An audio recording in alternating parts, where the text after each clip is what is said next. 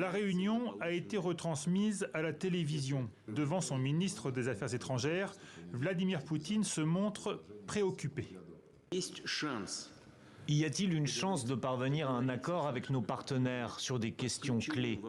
Ou s'agit-il d'une tentative de nous entraîner dans un processus de négociation sans fin? Il y a toujours une chance. Nos possibilités de dialogue sont loin d'être épuisées. Certes, elles ne devraient pas durer indéfiniment, mais je suggérerais de les poursuivre et de les augmenter. Dialogue et diplomatie. Moscou sous un jour plus conciliant, moins menaçant en tout cas que les déclarations de ces dernières semaines. Comme pour joindre les actes à la parole, le ministre de la Défense vient à son tour informer le Kremlin que certains exercices militaires en Russie et au Bélarus sont en train de se terminer.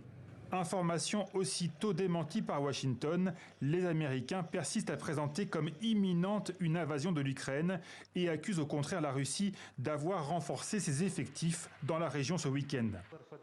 Pendant ce temps, le chancelier allemand tente une médiation. Nous demandons à la Russie de saisir les offres de dialogue existantes. Le ton là aussi se veut plus apaisé.